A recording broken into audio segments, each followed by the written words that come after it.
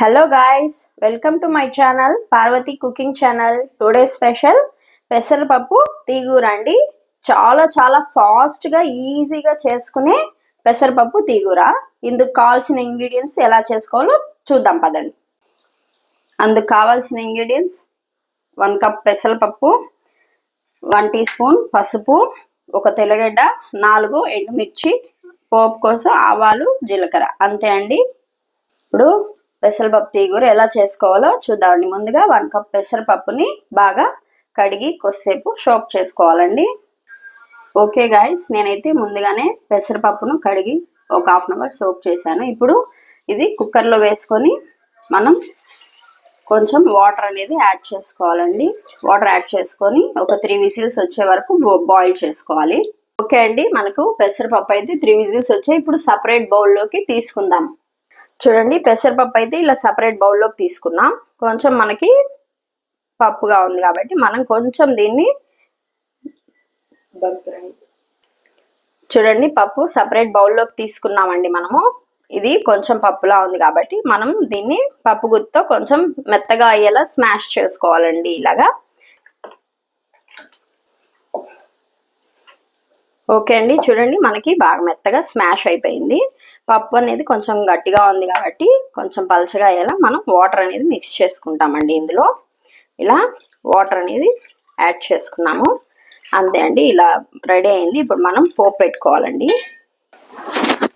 Okay అండి, ఇప్పుడు stove వెలిగించి మనం పోపు కోసం మళ్ళీ పప్పు ఉడికించిన కుక్కర్నే పెట్టామండి. ఇప్పుడు చూడండి మనకి కుక్కర్ హీట్ అవ్వాక ఆయిల్ యాడ్ చేసుకోవాలి.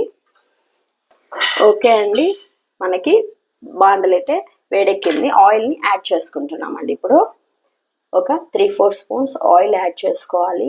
పోపుకి సరిపడి ఆయిల్ యాడ్ చేసుకుంటే సరిపోతుంది. ఎక్కువ ఆయిల్ కూడా అవసరం ఉండదు మనకి.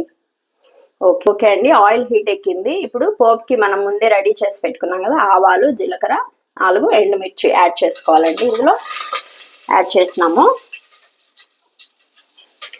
వేగాక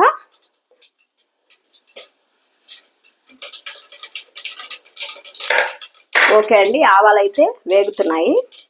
వేగడం స్టాప్ అయ్యాక ఆల్రెడీ మనం తీసుకున్న తెల్లగడ్డ అండి, నేను పొట్టు తీసి స్మాష్ చేసి పెట్టుకున్నాను. ఆ తెల్లగడ్డని యాడ్ చేశాను.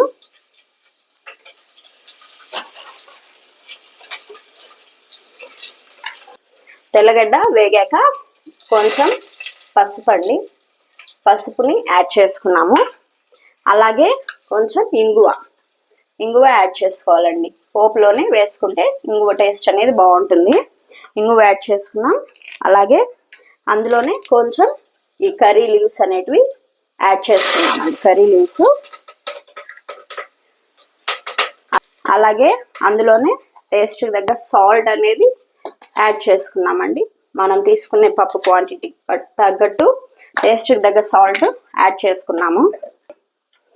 ఓకే అండి, మనం పోపు రెడీ అయింది. పప్పు అనేది మిక్స్ చేసుకుంటున్నాము. ఇందులో పప్పు మిక్స్ చేసుకున్నాము. అందులోనే వాటర్ వేసి యాడ్ చేసుకున్నామండి. ఇప్పుడు పోపు రెడీ అయింది కదండి. మీకు సాల్ట్ తక్కువ ఉంటే మళ్ళీ యాడ్ చేసుకోండి టేస్ట్ చూసి. ఇది ఒక 3 minutes only 3 or 2 minutes heat చేసి బాయిల్ చేస్తే సరిపోతుంది. ఓకే అండి, పప్పు అయితే చూడండి ఒక 2 మినిట్సే పెట్టాను నేను. బాగా బాయిల్ అవుతుంది, కుక్ అవుతుంది. ఓకే, రెడీ అయిపోయిందండి పప్పు పూర్తిగా. ఇప్పుడు స్టవ్ ఆఫ్ చేసి సర్వింగ్ బౌల్లో సర్వ్ చేసుకునేస్తామండి.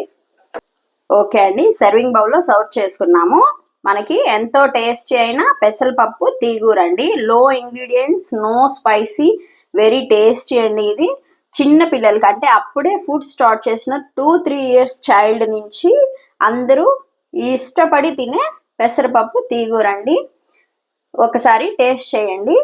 మీకు నచ్చితే లైక్ చేయండి, షేర్ చేయండి, ప్లీజ్ కామెంట్.